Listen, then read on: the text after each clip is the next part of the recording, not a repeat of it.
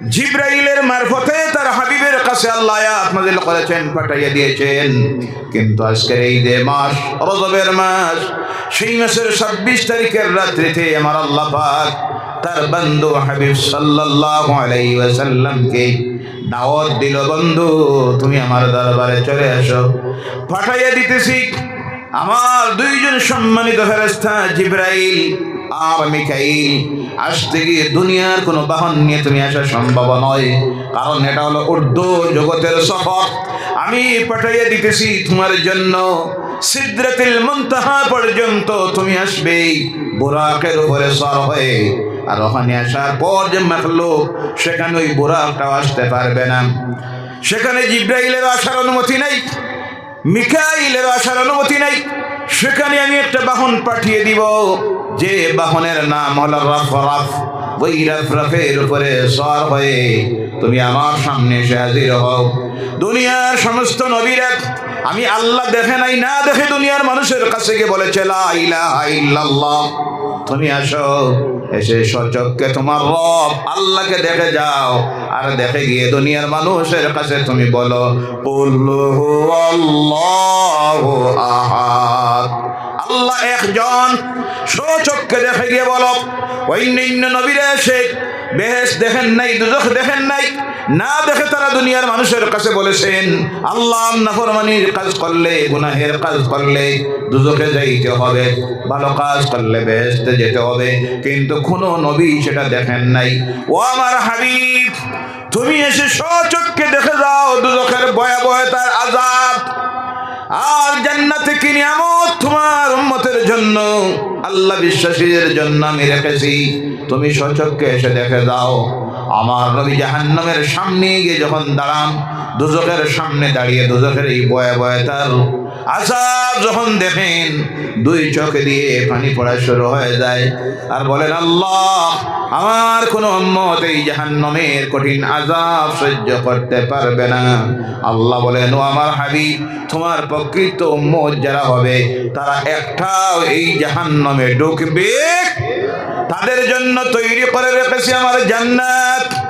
আল্লাহর হাবিব জান্নাতের সামনে এসে যখন দাঁড়ান, হাসতে থাকেন আর বলেন আল্লাহ, আমার কোন উম্মত যখন এই দুজখের কঠিন আযাবের আলোচনা শুনবে আর জান্নাতের সুখ বুকের নিয়ামতের আলোচনা যখন শুনবে, আমার এই বিশ্বাস আছে আমার উম্মতেরা মাবুদ তোমার নাফরমানির কাজ করবে না। সেই জান্নাতে আমরা যাইতে চাই কি চাই না? চাই কি চাই না? দুজখে যাইতে চাই? কারা কারা যেতে চান হাত ওঠান। আলহামদুলিল্লাহ, বলেন আলহামদুলিল্লাহ। আমরা এই দুজখে যাইতে চাই না, এর কঠিন আযাব সহ্য করা যাবে না। যে জাহান্নামের গভীরতা হলো, আল্লাহ রাসূল সাহাবায়ে কেরামদেরকে নিয়ে বসে আছেন, হঠাৎ করে বিকট একটা আওয়াজ আসলো। সাহাবায়ে কেরাম হতচকিত হয়ে আল্লাহ রাসূলকে জিজ্ঞাসা করেন, ইয়া রাসূলুল্লাহ সাল্লাল্লাহু আলাইহি সাল্লাম, এটা কিসের আওয়াজ? আল্লাহ রাসূল বলেন, আমার সাহাবীরা আজ থেকে ৭০,০০০ বছর আগে, কত বছর? ৭০,০০০ বছর আগে জাহান্নামের দুজখের ফেরেশতা দুজখের মধ্যে একটা পাথর ছেড়েছিল। এবার সেই পাথরটা গিয়ে দুজখের নিচে পৌঁছেছে, পৌঁছার কারণে সাউন্ড দিয়েছে। তার থেকে প্রমাণিত হয় দুজখের গভীরতা কতটুক। একটা পাথর ছাড়লে নিচে গিয়ে পৌঁছতে সময় লেগে যায় ৭০,০০০ বছর। সুবহানাল্লাহ। সেই দুজখে যাইতে চাই? আসেন কেউ? আসি? সেই দুজখে যেতে হলে সোজা রাস্তা। আজ থেকে নামাজ পড়িও না, জি কথা বোঝা যায়? মদ খাও, চুরি করো, জেনা করো, পরনিন্দা করো, চুগলখড়ি করো, মা বোনেরা বেপরদায় চলো, সোজা রেজাল্ট তোমার জন্য দুজখ। কোনটা? আওয়াজ করে বলেন কোনটা? আমরা বেহেশতে যাইতে চাই। কোথায় যাইতে চাই? বেহেশতে। সেই বেহেশতে যেতে হবে। বসাই দিন, বসাই দিন, বসাই দিন, তাড়াতাড়ি বসাই দিন। পিছন দিক থেকে আসতে দেন কেন আপনারা? পিছনের দিকে বসাই দিবা, সামনের যে খালি জায়গা আপনারা কমপ্লিট করে নিবা। জান্নাতে যদি যেতে হয়, এক নম্বরে ওই জান্নাতে যাওয়ার জন্য শর্ত হলো নামাজ পড়তে হবে, নামাজ পড়তে হবে। ও আমার ভাইরা, যুবকেরা, তরুণেরা, পর্দার মা বোনেরা, কলজুড়ে অনুরোধ রাখি, এই মাস সেই মাস আল্লাহ যখন তার হাবিবকে দাওয়াত দিয়ে নিলেন, বিদায় দেওয়ার সময় বন্ধুকে বিদায় দিতে গিয়ে কিছু না কিছু উপহার স্বরূপ দেয়। আল্লাহ হাবিব সাল্লাল্লাহু আলাইহি সাল্লাম ফিরে আসার সময় আল্লাহ তার হাবিবকে যে নিয়ামত দিয়ে বিদায় দিল, সেই নিয়ামতের নাম হলো নামাজ। সুবহানাল্লাহ। বন্ধু, তোমাকে এমন একটা বস্তু উপহার দিতেছি, তোমার উম্মতেরা যদি সেটা সাদরে গ্রহণ করে নেই, পাঁচ ওয়াক্তের নামাজ যদি শুদ্ধভাবে পড়ে, জামাতে যদি নামাজ পড়ে, আমি আল্লাহ কিয়ামতের দিন তোমার সেই উম্মতকে ওই যে বেহেশতেটা তুমি দেখেছো, সেই বেহেশতের দরজা তাদের জন্য খুলে দিব, তাই প্রথমে আমার জান্নাতে ঢুকে যাবে। বলো সুবহানাল্লাহ।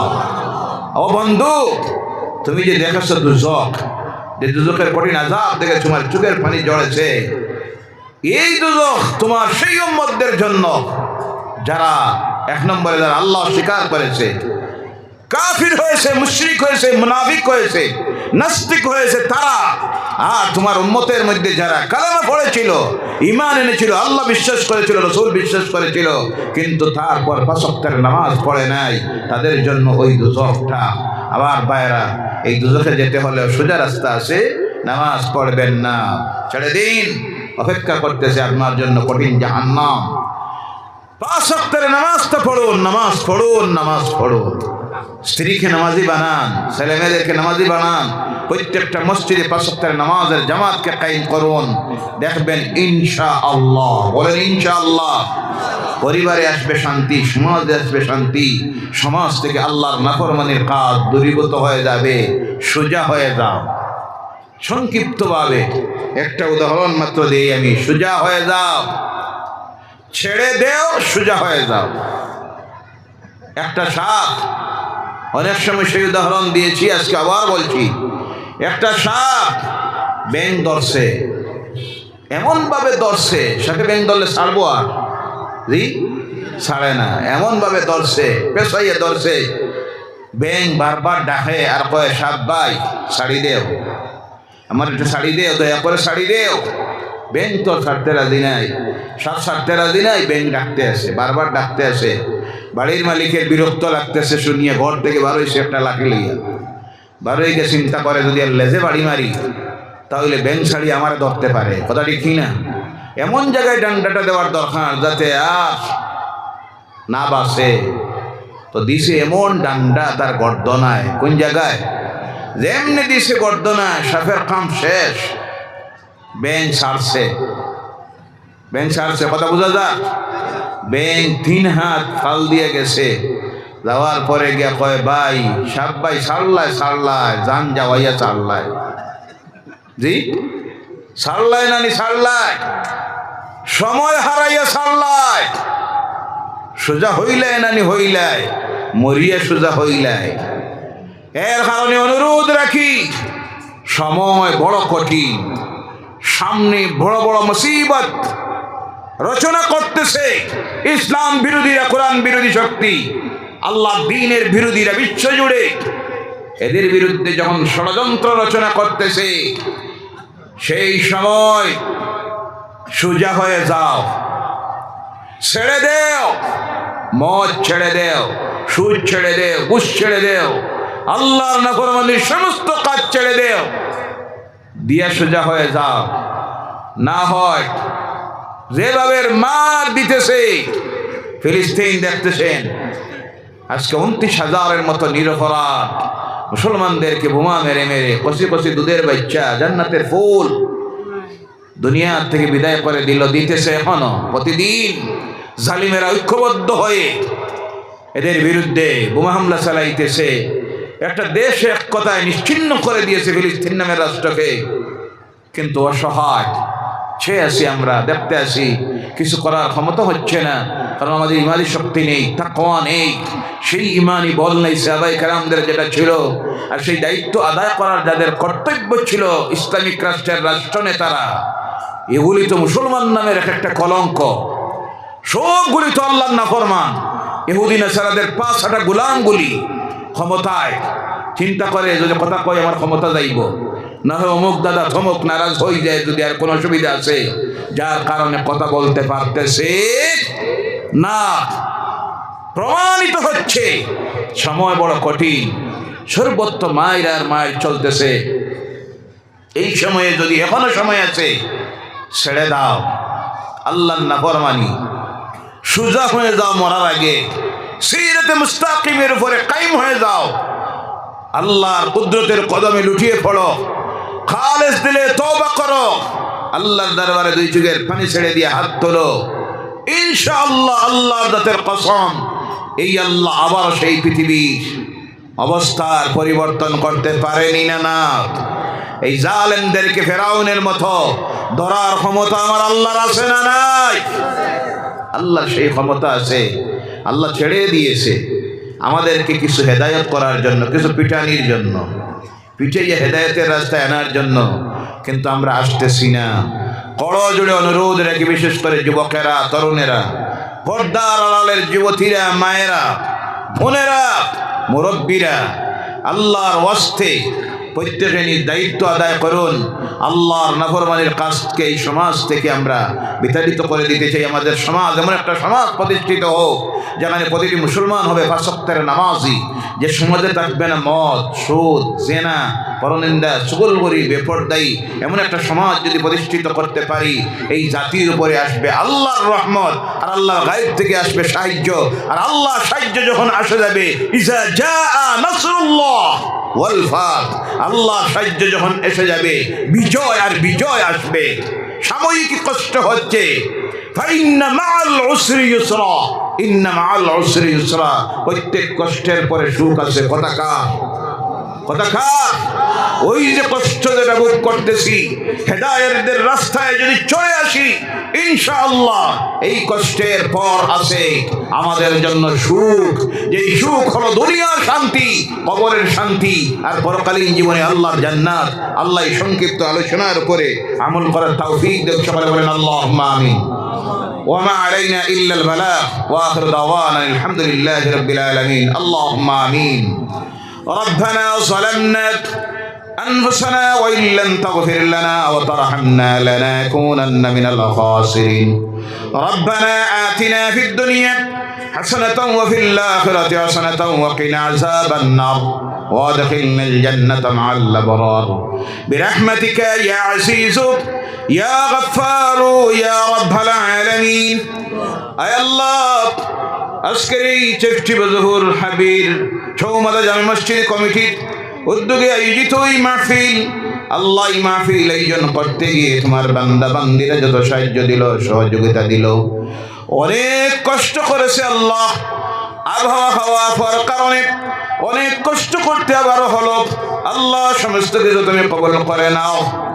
সেই সঙ্গে তোমার বান্দারা অনুরোধ করেছিল তোমার ঘরের জন্য, তোমার বান্দাদের কাছে কিছু সাহায্য চাওয়ার জন্য। আল্লাহ সময়ের সংক্ষিপ্ততার কারণে আমি গুনাহগার সেই কথাটাকে রাখতে পারলাম না, দুঃখিত।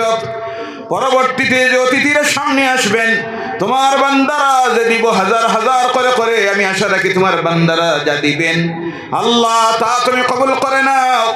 এর সবটুকু সর্বপ্রথম মদিনার হাবিবের নূরানি রওজা মুবারকে পৌঁছাইয়া দেও আল্লাহ। আল্লাহ সাহাবায়ে কেরাম থেকে শুরু করে যত মুমিন মুমিনাত, মুসলিমিন মুসলিমাত অন্ধকার কবরের গাড়ায় চলে গেছেন, প্রত্যেকের কবরের সবটুকু পৌঁছাইয়া দাও।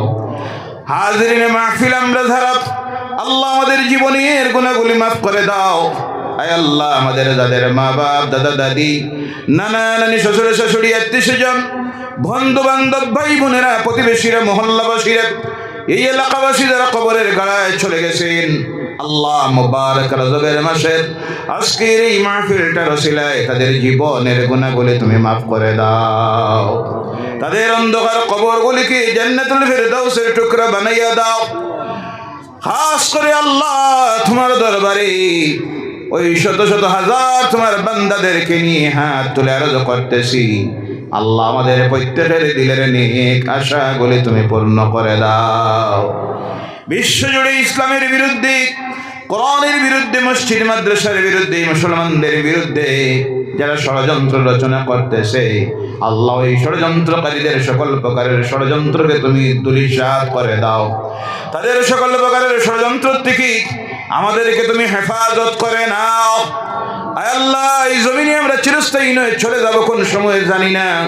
ওই যাওয়ার সময়টা যখন আসবে আল্লাহ, আমাদের জবানটা দিয়া এই দুনিয়ার জীবনের শেষ কথাটা বারবার জারি করে দিও, লা ইলাহা ইল্লাল্লাহু মুহাম্মাদুর রাসূলুল্লাহ। সুবহান রাব্বিকা রাব্বিল ইজ্জাতি আম্মা ইয়াসিফুন ওয়া সালামুন আলাল মুরসালিন ওয়ালহামদুলিল্লাহি রাব্বিল আলামিন। আমিন। আসসালামু আলাইকুম ওয়া রাহমাতুল্লাহ। সম্মানিত আমার ভাই অনুরোধ করেছিলেন আপনাদের